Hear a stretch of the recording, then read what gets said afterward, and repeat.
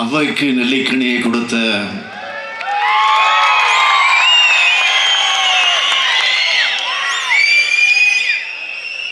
வள்ளல் அதியமான் வாழ்ந்த இயற்கை எழில் சூழ்ந்த தகடூர்னு வரலாற்று போற்றப்படுகிற தருமபுரி மண்ணுக்கு வந்திருக்கிறேன்.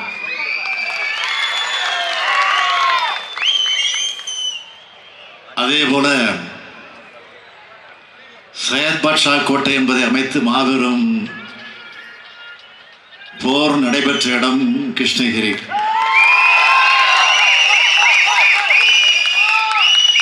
இதுவும் போர்க்களம் தான், ஜனநாயக போர்க்களம். பாசிச மதவெறி கொண்ட பாஜக இந்தியா என்ற அழகிய நாட்டை அழித்து விட்டால் என்ற அச்சத்தோடு அதை தடுக்க ஜனநாயக சக்திகளும் இந்திய நாட்டு மக்களும் களங்கண்டுள்ள ஜனநாயக போர்க்களம்.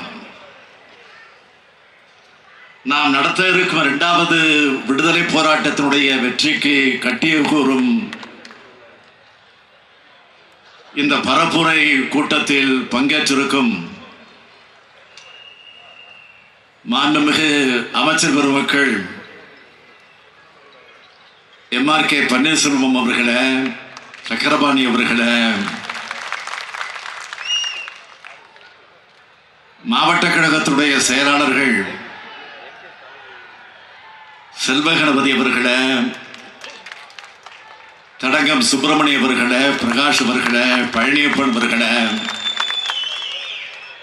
மதியழகன் அவர்களே, சட்டமன்ற உறுப்பினர்கள் தளி ராமச்சந்திரன் அவர்களே, நாடாளுமன்ற உறுப்பினர் செந்தில்குமார் உள்ளிட்ட முன்னாள் இந்நாள் உறுப்பினர்களே, காங்கிரஸ் பேரியக்கத்தினுடைய முன்னோடிகளில் ஒருவராக இருக்கக்கூடிய என்னுடைய மதிப்பிற்குரிய அண்ணன் தங்கபால் அவர்களே, அருமை தொடர்கள் இன்பசேகரன் அவர்களே, பாரி இளங்கோவன் அவர்களே, தருண் அவர்களே, தருமபுரியினுடைய வேட்பாளர் மணி அவர்களே, கிருஷ்ணகிரி வேட்பாளர் கோபிநாத் அவர்களே, ஒருங்கிணைந்த தருமபுரி கிருஷ்ணகிரி மாவட்ட கழகத்தினுடைய நிர்வாகிகளே, மேயர் சத்யா உள்ளிட்ட உள்ளாட்சி அமைப்பின் பிரதிநிதிகளே, இந்தியா கூட்டணி கட்சிகளின் நிர்வாகிகளே, தொண்டர்களே, தோழர்களே, பத்திரிகை மற்றும் ஊடகத்துறையை சார்ந்திருக்கக்கூடிய நண்பர்களே, என் உயிரோடு கலந்திருக்கக்கூடிய தலைவர் கலைஞர் அவர்களின் உயிரினும் உயிரான அன்பு உடன்பிறப்புகள், உங்கள் அனைவருக்கும் அன்பான வணக்கம். இந்த எழுச்சிமிக்க தேர்தல் பரப்புரை கூட்டத்தை ஒரு மாநாடு போல் ஏற்பாடு செஞ்சிருக்கக்கூடிய என்னுடைய மாண்புமிகு அமைச்சர் பெருமக்கள், வேங்கையின் மெயின்னு என்னால பாசத்தோடு அழைக்கப்படும் MRK பன்னீர்செல்வம் அவர்களும், ஆற்றல் மிகு அமைச்சர் செயல் வீரர் சக்கரபாணி அவர்களுக்கும், மாவட்ட கழக செயலாளர்களுக்கும் கழக நிர்வாகிகளுக்கும் என்னோட நெஞ்சார்ந்த நன்றி. தருமபுரி திராவிட முன்னேற்ற கழகத்தினுடைய வேட்பாளராக போட்டியிடக்கூடிய மணி அவர்கள் கழகத்தின் ஆற்றல் மிகு தொண்டர், மக்களுக்காக வாதாடும் வழக்கறிஞர், மாவட்ட துணை செயலாளராக இருக்கக்கூடிய அவரது குரல் நாடாளுமன்றத்தில் ஒலிக்க உதயசூரியன் சின்னத்தில் நீங்கள் வாக்களிக்க வேண்டும்.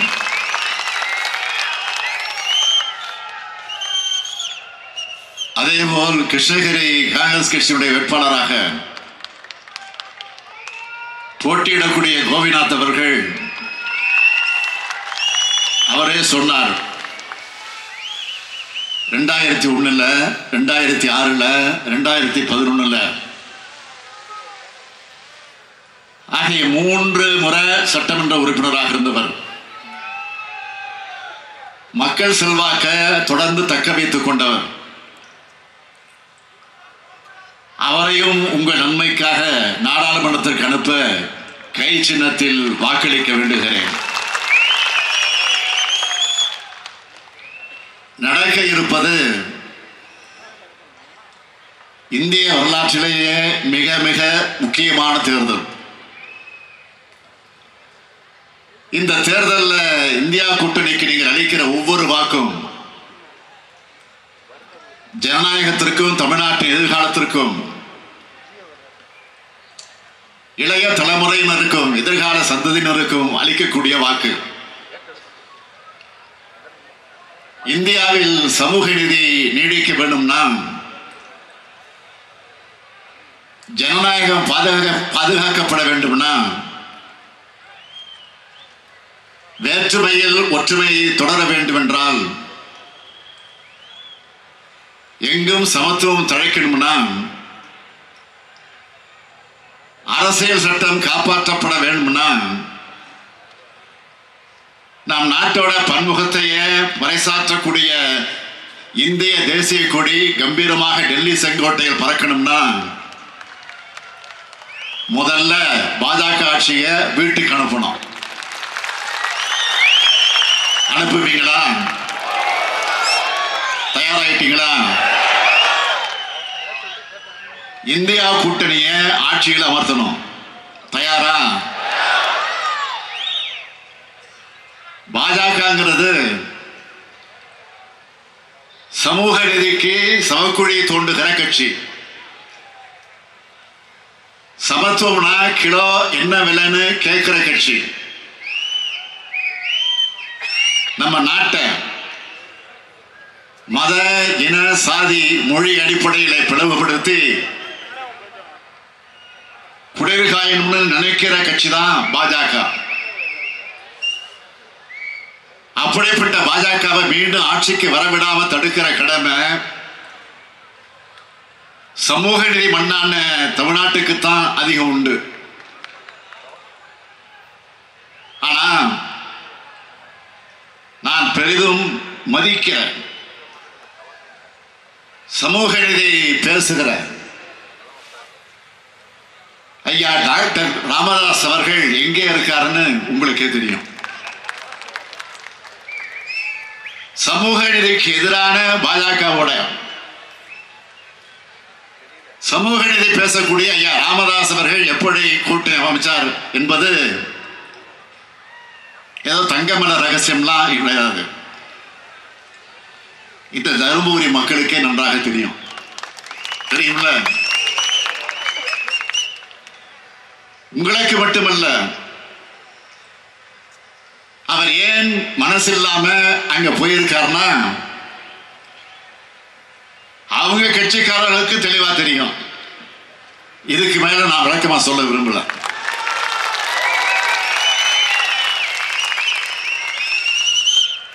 நம்மளை பொறுத்தவரை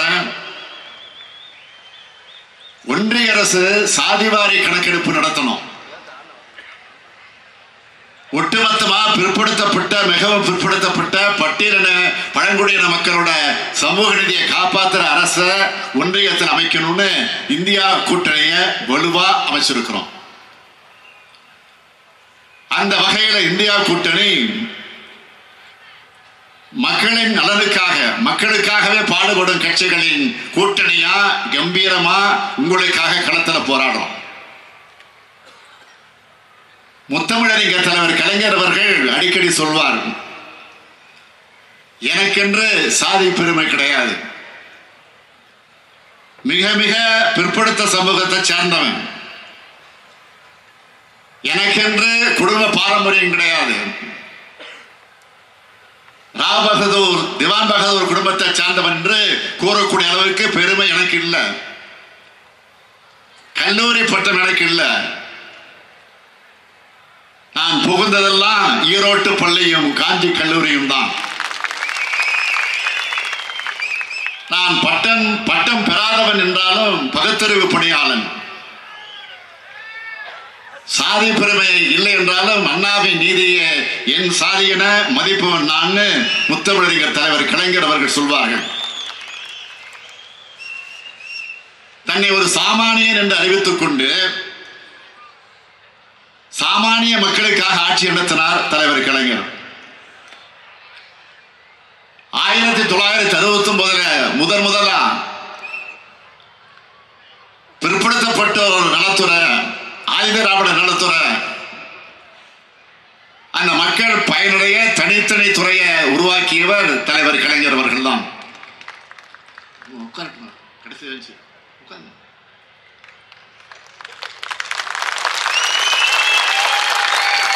பிற்படுத்தப்பட்ட நலனுக்காக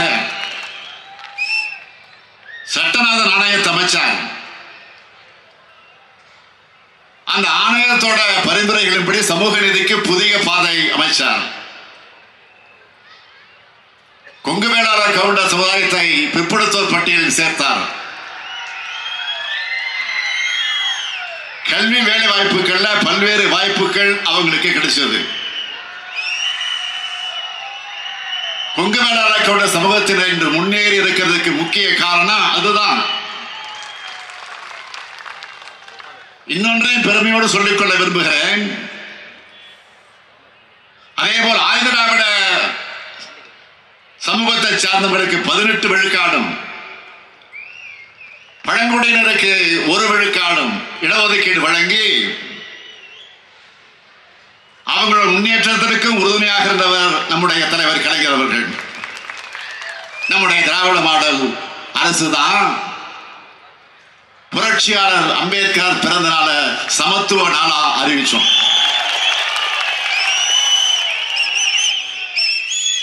ஆதிதிராவிட பழங்குடியினர் ஆணையத்தை புதுப்பிச்சோம். பட்டியலின மற்றும் பழங்குடியின மக்களுக்காக ஒதுக்கப்படும் நிதி வளர்ச்சி திட்டங்களுக்கு முறையா செலவழிக்கப்படுகிறதா என்பதை கண்காணிக்க தமிழ்நாடு ஆதிதிராவிட மற்றும் பழங்குடியினருக்கான மேம்பாட்டு செயல் திட்ட சட்டம் கொண்டு வந்துள்ளதும் திமுக அரசுதான். இப்படி ஆதிதிராவிட மக்கள், பழங்குடியின மக்கள் கல்வி, பொருளாதார மற்றும் சமூக நிலைகள்ல உயர்த்த அனைத்து முயற்சிகளையும் இந்த அரசு கவனத்தோடு மேற்கொண்டு வருது. வன்னியர் சமுதாய மக்கள் 1987 மறந்திருக்க மாட்டாங்க. தனி இடஒதுக்கீடு கேட்டு கடுமையான போராட்டம் நடந்த ஆண்டு அந்த ஆண்டு. ஆனா அதிமுக ஆட்சியில தனி இடஒதுக்கீடு கொடுக்கல. தலைவர் கலைஞர் 1989 முதலமைச்சரானதும் ஆட்சிக்கு வந்த 43 நாட்களுக்குள்ளாக வன்னியர் சமூகம் உள்ளிட்ட மிகவும் பிற்படுத்தப்பட்ட சமூகங்களுக்கு 20 விழுக்காட்டு ஒதுக்கீட்டை கொடுத்தார். இந்த 30 ஆண்டு காலத்துல மிகவும் பிற்படுத்தப்பட்ட சமுதாயங்களை சார்ந்த குடும்பங்களோட வாழ்க்கையில ஒளி ஏத்தின இடஒதுக்கீடு தான் அது. வன்னியர் சங்கத்தினர் மேலே போடப்பட்டிருந்த வழக்குகளை திரும்ப பெற்றார் தலைவர் கலைஞர். 1987 போராட்டத்தில் உயிரிழந்த 21 குடும்பங்களுக்கு அந்த 21 குடும்பத்திற்கு 3 லட்சம் ரூபாய் கருணை தொகை கொடுத்தவர் தலைவர் கலைஞர். இன்னைக்கும் அந்த குடும்பங்கள் மாதம் 3000 ரூபாய் பென்ஷன் வாங்கி கொண்டிருக்கிறாங்க. சமூக நீதி தியாகிகளான அவங்களை போற்றி மணிமண்டபம் கட்டப்படும் விக்கிரவாண்டியில இடைத்தேர்தல் நடந்தப்போ நான் வாக்குறுதி கொடுத்தேன். இன்னைக்கு விழுப்புரத்துல அந்த மணிமண்டபம் கட்டப்பட்டிருக்கு, விரைவில் திறக்கப்பட இருக்கு. சொன்னதை செஞ்ச பெருமையோடு நான் உங்கள் முன்னாடி தெம்போடு துணிவோடு இங்கே நான் கம்பீரமாக நின்று கொண்டிருக்கிறேன். வாக்கு கேட்க வந்திருக்கிறேன். இந்த நேரத்தில் சில பேர் மறந்து போன, மறைக்க நினைக்கிற வரலாற்று நிகழ்ச்சிகளை நினைவுபடுத்த விரும்புகிறேன். கோனேரி குப்பத்தில் நடந்த வன்னியர் சங்க வெள்ளி விழா மாநாட்டுக்கு நம்முடைய தலைவர் கலைஞர் அழைச்சாரு. யாரு? ஐயா ராமதாஸ் அவர்கள்.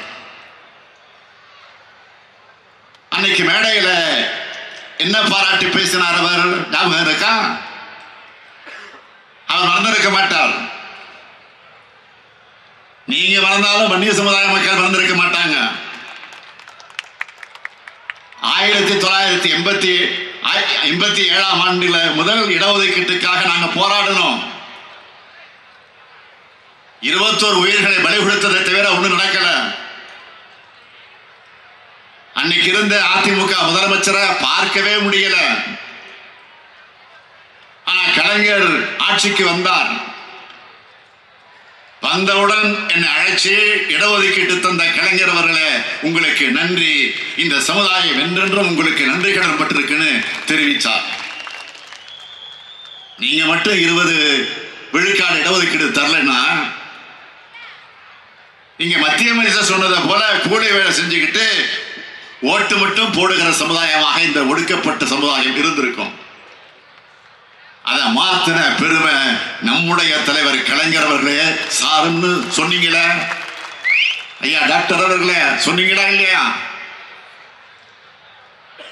அத்தகைய சாதனை செஞ்ச இயக்கம் தானே திராவிட முன்னேற்ற கழகம். கடந்த தேர்தலில் அதிமுக பாமக கூட்டணி முறிச்சதும் அதிமுகவும் பாமகவும் மாறி மாறி அவங்க ஆட்சியில் வழங்கின இடஒதுக்கீடு பத்தி குற்றம் சொல்றாங்களே, என்னவெல்லாம் பேசுறாங்கன்னு டிவியில பாக்குறோமே, அதையெல்லாம் இப்ப சொல்லி இந்த மேடையோட கண்ணியத்தை குறைச்சிக்க நான் விரும்பல. மரியாதைக்குரிய ராமசாமி படையாச்சார் அவர்களுக்கு சென்னையில சிலை வைக்கணும்னு திரு வாழப்பாடி ராமமூர்த்தி அவர்களும், வன்னி அடிகளார் அவர்களும், CN ராமமூர்த்தி அவர்களும் கலைஞரை சந்திச்சு கோரிக்கை வச்சாங்க. சென்னையுடைய மைய பகுதி ஆழ்லா, கிண்டியில் இருக்கக்கூடிய ஆழ்லா, அந்த சந்திப்புல சிலையை அமைச்சார் தலைவர் கலைஞர் அவர்கள். அந்த நிகழ்ச்சியில கலைஞர் கூட சென்னை மேயராக இருந்த இந்த அடியேனும் கலந்துகிட்டான். எந்த சமூகமாக இருந்தாலும் அந்த சமூகத்தோட மேன்மைக்காக திட்டங்களை தீட்டித்தர சமூக நீதி இயக்கம் தான் திராவிட முன்னேற்ற கழகம். ஆனா சமூக நீதி பேசுகிற மருத்துவர் ஐயா அவர்கள் சமூக நீதிக்கு எதிரான பாஜகவோட கைகோர்த்த மர்மம் என்ன? பாமக வலியுறுத்துகிற ஒரு கொள்கைக்கு கூட ஆதரவு தெரிவிக்காத, அதுக்கு முற்றிலும் எதிரான கொள்கை கொண்டதுதான் பாஜக. இது மூத்த தலைவரான ஐயா மருத்துவர்களுக்கு தெரியாதா? நான் மட்டும் சொல்லல, மனசாட்சி உள்ள பாமகவின் தொண்டர்கள் கூட இது ஜீரணிக்க முடியாம வேதனையோடு இருக்காங்க. ஐயா ராமதாஸ் அவர்கள் அடிக்கடி பேசுவார மண்டல் கமிஷனை பற்றி. மண்டல் கமிஷன் பரிந்துரைகளை அமல்படுத்தினப்போ நாட்டில் திட்டமிட்டு எப்படியெல்லாம் கலவரம் பண்ணுச்சு பாஜக. சமூக நீதி காவலர் VP சிங் அவர்களோட ஆட்சியை பாஜக கவிழ்த்துச்ச. இப்போ கூட பிற்படுத்தப்பட்ட பட்டியல பழங்குடியின மக்களோட இடஒதுக்கீட்டை முழுமையா க்ளோஸ் பண்றதுக்காக எவ்வளவு படுபாதகங்களை பாஜக பண்ணி இருக்கு, அதை மறந்துட்டாரா? பாமகவின் சார்பில் இப்ப தேர்தல் அறிக்கையில ஐயா ராமதாஸ் என்ன சொல்லி இருக்காரு? 2021 நடந்திருக்க வேண்டிய மக்கள் தொகை கணக்கெடுப்பு சென்சஸ் இந்த ஆண்டு இறுதியில் நடக்கிறது. அப்போ இந்தியா முழுவதும் மக்கள் தொகை கணக்கெடுப்போடு சாதிவாரி கணக்கெடுப்பு சேர்த்து நடத்த பாமக பாடுபடும் சொல்றாரு. நாம கேட்கிறது, தன்னுடைய ஆட்சி காலத்தில் பிரதமர் நரேந்திர மோடி இதை ஏன் செய்யலன்னு கேட்டாரா? இப்போதாவது அந்த கோரிக்கை பிரதமர் ஏற்றிருக்கிறாரா? மோடி அவர்கள் இப்போ கேரண்டி விளம்பரப்படுத்துகிறார, ஜாதிவாரி கணக்கெடுப்பு நடத்த உங்களுக்கு கேரண்டி கொடுத்தாரா? மோடி கேரண்டில் இடஒதுக்கீட்டின் வரம்பு உயர்த்துவதற்கான உறுதிமொழி உண்டா? ஐயா ராமதாஸ் அவர்கள் மோடியிடமோ அமித்ஷாவிடமோ அதற்கான உத்தரவாதத்தை பெற்றிருக்கிறாரா? இன்னும் சொல்லணும்னா ஐக்கிய முற்போக்கு கூட்டணி அரசு எடுத்து வைத்த சாதிவாரி கணக்கெடுப்பு கூட வெளியிடாம முட்டுக்கட்ட போட்டதுதான் பாஜக. இன்று இந்திய அளவில் நம்முடைய கோரிக்கை ஏற்று ஜாதிவாரி கணக்கெடுப்பை நடத்தவும் இடஒதுக்கீட்டை அதிகரிக்கவும் வாக்குறுதி அளிச்சிருக்கக்கூடிய ஒரே தேசிய கட்சி எதுன்னு கேட்டீங்கன்னா காங்கிரஸ் கட்சி தான். மல்லிகார்ஜுன கார்கே வெளியிட்ட தேர்தல் அறிக்கையில அந்த வாக்குறுதியா தந்திருக்கிறார். பாஜகவினுடைய தேர்தல் அறிக்கையில அந்த மாதிரி வாக்குறுதி உண்டா? நம்முடைய அருமை சகோதரர் ராகுல் காந்தி அவர்கள் செல்லும் இடமெல்லாம் இதை பற்றி பேசுறாரு. இது சொன்னா நீங்களே ஏன் கணக்கெடுப்பு நடத்தலன்னு நம்மளை கேட்கிறாரு. நான் மீண்டும் மீண்டும் சொல்றது, சாதிவாரி மக்கள் தொகை கணக்கெடுப்பு என்பது அரசியலமைப்பு சட்டத்தால் அங்கீகரிக்கப்பட்டு எடுக்கப்பட வேண்டியது. அதற்கான அதிகாரம் ஒன்றிய அரசு கிட்ட தான் இருக்கு. மாநில அரசால சர்வே தான் எடுக்க முடியும். நல்லா புரிஞ்சுக்குங்க, மாநில அரசால சர்வே தான் எடுக்க முடியும், சென்சஸ் எடுக்க முடியாது. இந்த நடைமுறை எல்லாம் போராளியான சமூக நீதி போராளியான ஐயா ராமதாஸ் அவர்களுக்கு தெரியாதுன்னு நான் நினைக்கல. தெரிஞ்சே இந்த அரசியல் பண்றார். அவர் மேல வச்சிருக்கக்கூடிய பெரும் மரியாதைக்காக இதுக்கு மேல நான் எதுவும் பேச விரும்புகிறேன். நம்மோட நிலைப்பாடு யார் என்ன சொன்னாலும் பேரறிஞர் அண்ணா வழியில் வாழ்க வசவாளர்னு நம்ம திராவிட மாடல் பணிகளை தொடர்ந்துட்டு இருப்போம். அதனாலதான் இன்னைக்கு உங்க குடும்பங்கள்ல ஒருவனா நான் இருக்கிறேன். இதுக்கு தர்மபுரியும் மிக மிக முக்கிய காரணம்.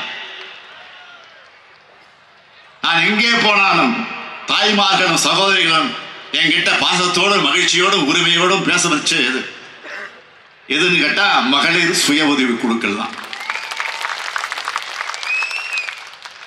ஏன்னா அந்த சுய உதவி குழுக்களுக்கான சுழநதிய பல மணி நேரம் நின்றுகிட்டு வழங்கியவர் தான் இந்த ஸ்டாலின். அதே மாதிரிதான் இன்னைக்கு நான் கொண்டு வந்திருக்கக்கூடிய கலைஞர் மகளிர் உரிமை திட்டத்துல எங்க அண்ணன் ஸ்டாலின் தாய் வீட்டு சீர் மாதிரி மாசம் 1000 ரூபாய் கொடுக்கிறார்னு 1,15,00,000 சகோதரிகள் சொல்றாங்கன்னா அதுக்கான விண்ணப்பங்களை கொடுக்கிற பணியை தொடங்கி வைக்க நான் தேர்ந்தெடுத்த ஊரும் இதே தருமபுரி தான்.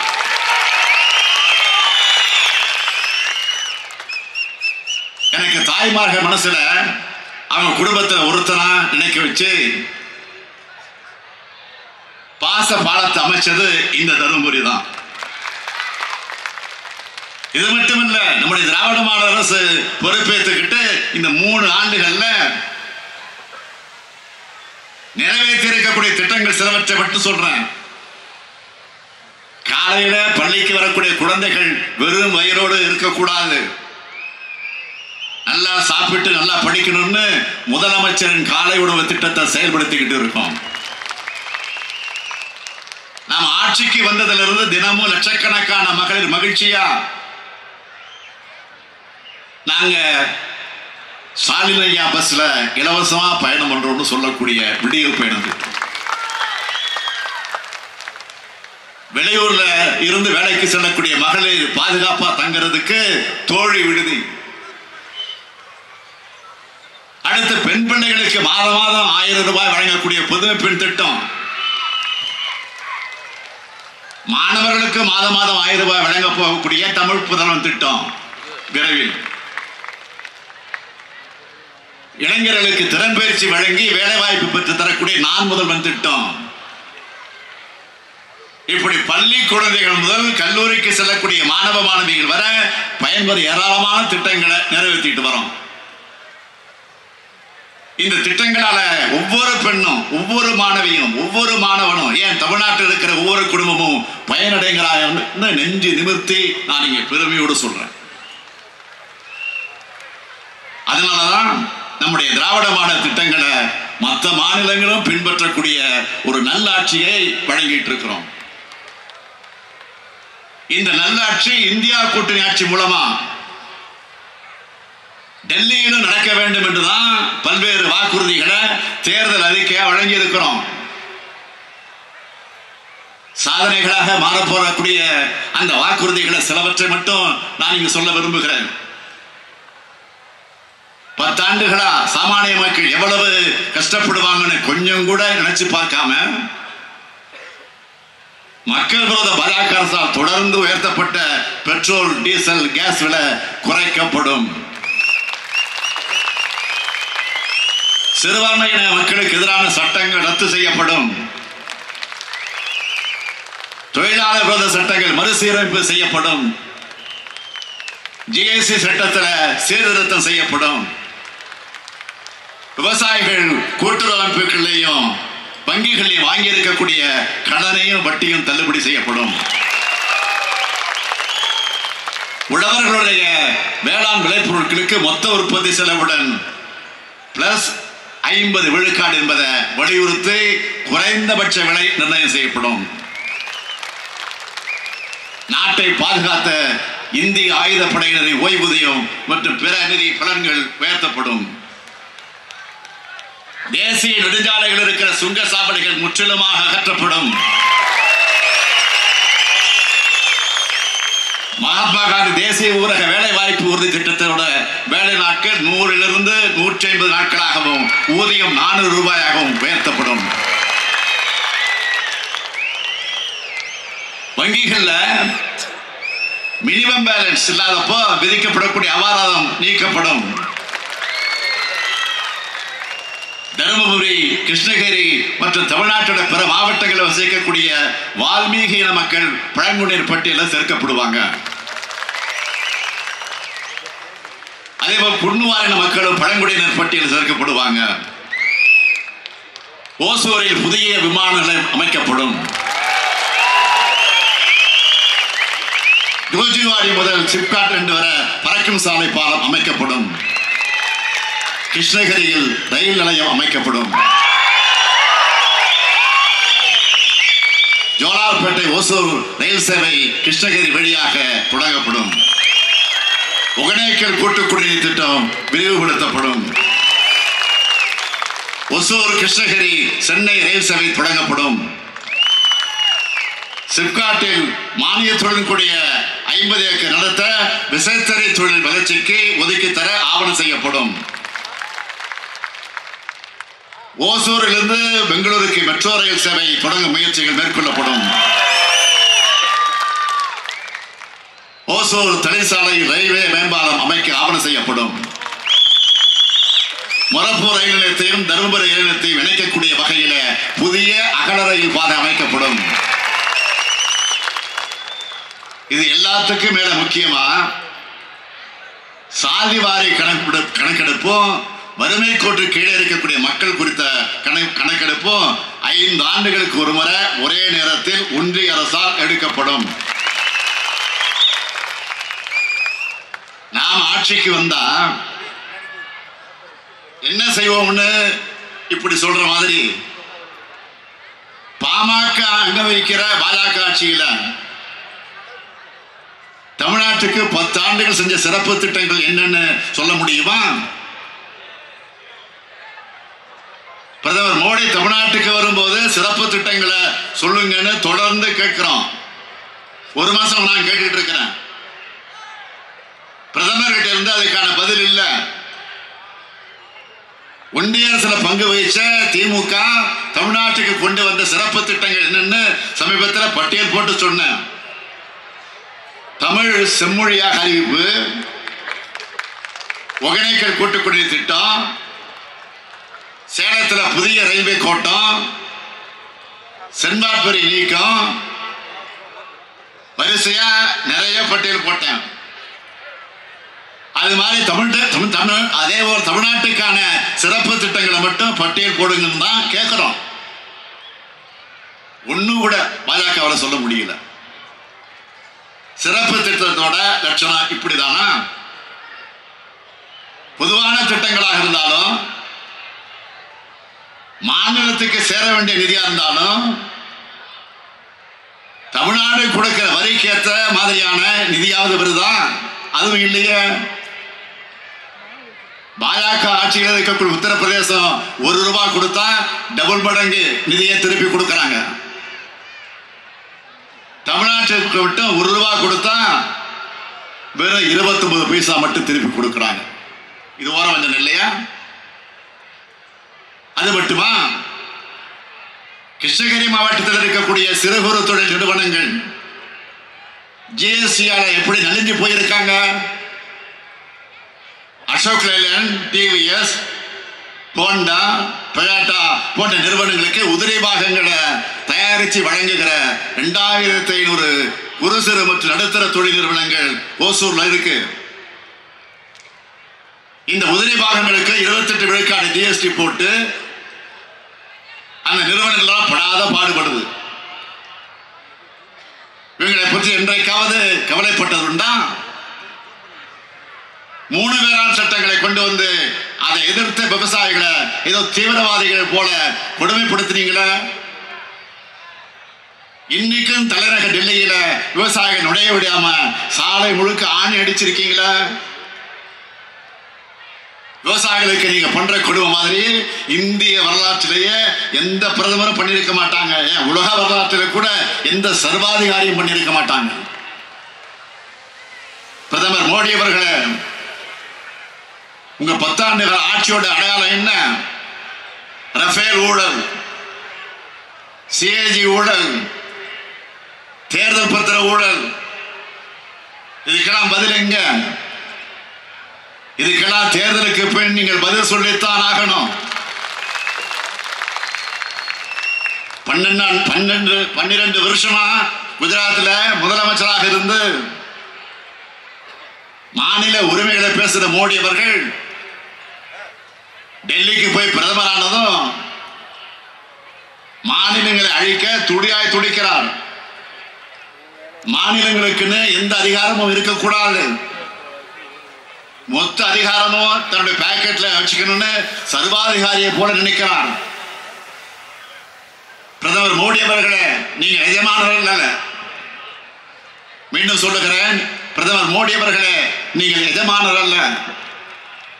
மக்கள் தான் உங்களுக்கு எஜமானர்கள். அதை மறந்துடாதீங்க, ஞாபகம் வச்சுக்கோங்க. இன்னமும் மக்கள் கிட்ட இருந்து நீங்க வாக்கு கேட்க வரீங்க. நீங்க எப்படிப்பட்ட தோல்வி பயத்தில் இருக்கீங்கன்னு சிலிண்டர் விலைய குறைச்சதுலயே தெரிஞ்சிச்சு. வருஷா வருஷம் மகளிர் நலன் வருது, அப்போதெல்லாம் குறைக்காதவர் தேர்தல் வருதுன்னு இந்த வருஷம் குறைக்கிறார். சிலிண்டர் விலையை ஏத்துனது யாரு? இப்போ குறைக்கிறதா நாடகம் நடத்துற அதே மோடி தான். தேர்தல் வந்ததால பெட்ரோல் டீசல் விலையை குறைக்கிறார். பெட்ரோல் டீசல் விலையை அதிகரிச்சது யாரு? அதுவும் இப்போ குறைக்கிறதா நாடகம் நடத்துற அதே மோடி தான்.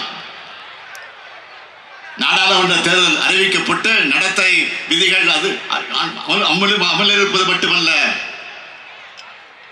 ஆனாலும் 100 நாள் வேலை திட்டத்துக்கான ஊதியத்தை உயர்த்துறதா அறிவிச்சிருக்கிறாங்க. மக்கள் மேல ஏன் இந்த திடீர் கரிசனம், பாசம், இரக்கம்? பிரதமர் மோடி அவ்வளவு இரக்கமும் பாசம் இருக்கக்கூடியவரா? கிராமத்தில் வாழ்கிற ஏழை மக்களுக்கு வேலை வாய்ப்பு வழங்கணும்னு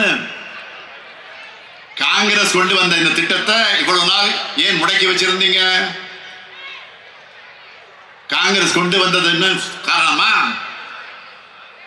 ஏழை மக்களுக்கு தானே பயன்படுது. ஒரு அடிப்படை மனிதாபிமானம் கூட இல்லையே உங்க இடத்துல. அப்படின்னா இந்த திட்டத்துக்கு முடக்கி வச்சதுக்கு என்ன காரணம்? காங்கிரஸ் மேல இருக்கக்கூடிய வன்மம் மட்டுமல்ல, ஏழை மக்களை வஞ்சிக்கிற எண்ணம் தான் உங்களுக்கு இருக்கு. அதான் காரணம். எப்படியெல்லாம் 100 நாள் வேலை திட்டத்தை சீரழிச்சாங்க. அந்த திட்டத்துக்கு நிதி ஒதுக்கிறதுல முக்கியத்துவமே தரலையே, அளிக்கலையே.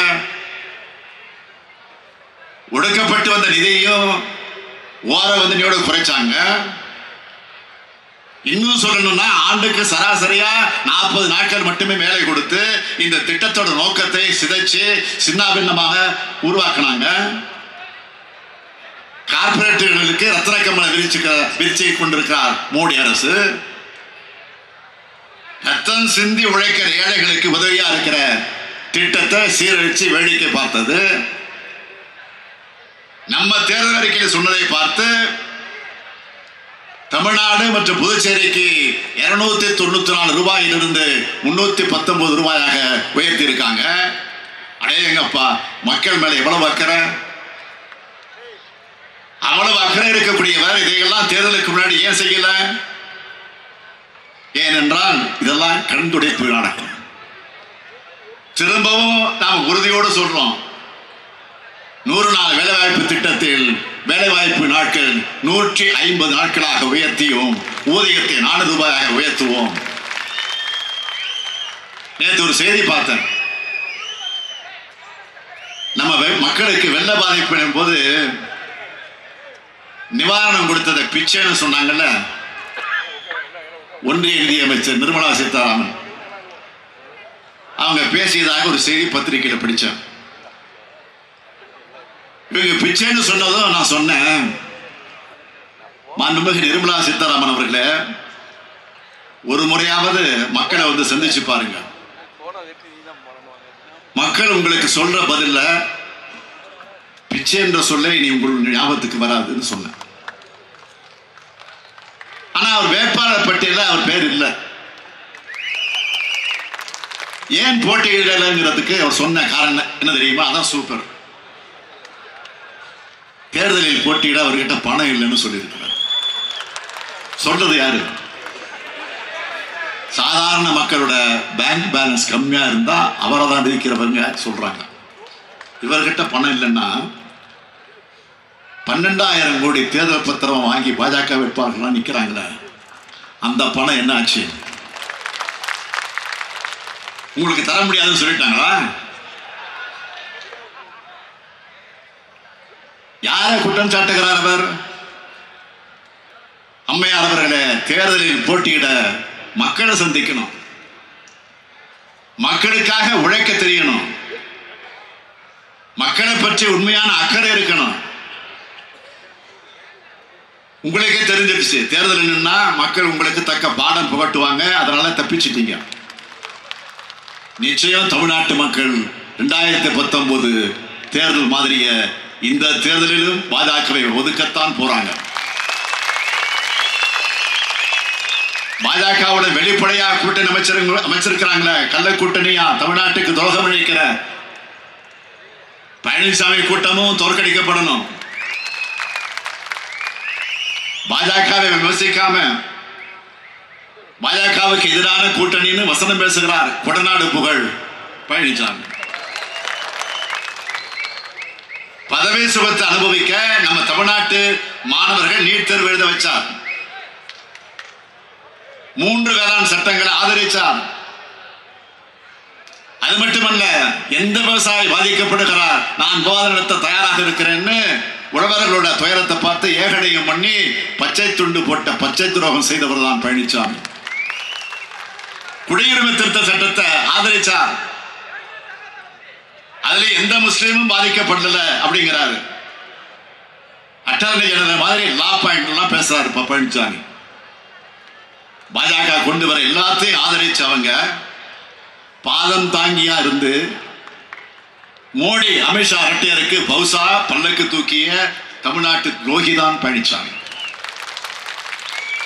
இப்ப புதுசா தமிழ்நாட்டை மீட்க போறாராம். இதை கேட்டு தமிழ்நாட்டு மக்கள் சிரிக்கிறாங்க. பாஜக சிறுபான்மை மக்களை காக்க போறாராம். இதை கேட்டு சிறுபான்மை மக்கள் சிரிக்கிறாங்க.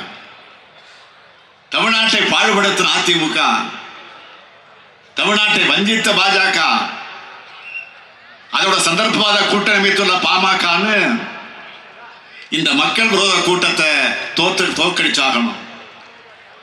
அதற்கு இந்திய கூட்டணி வேட்பாளர்கள் இதோ தருமபுரி நாடாளுமன்ற தொகுதியினுடைய வேட்பாளர் மணி அவர்களுக்கு உதயசூரியன் சின்னத்திலும், கிருஷ்ணகிரி நாடாளுமன்ற தொகுதியுடைய காங்கிரஸ் கட்சியுடைய வெற்றி வேட்பாளர் கோபிநாத் அவர்களுக்கு கை சின்னத்திலும் உங்களது பொன்னான வாக்குகள் அளித்து வெற்றி பெற வையுங்கள். உங்கள் வாக்கு இந்தியாவை காப்பாற்றும், இந்தியாவை காப்பாற்றக்கூடிய வாக்காக அமையட்டும், தமிழ்நாட்டை காக்கக்கூடிய வாக்காக அமையட்டும், ஜனநாயகத்தை காக்கக்கூடிய வாக்காக அமையட்டும், பாசிசத்தை வீழ்த்தை கூட ஜனநாயகத்தை காக்கக்கூடிய வாக்காக அமையட்டும். உங்கள் ஸ்டாலின் அழைக்கிறேன்.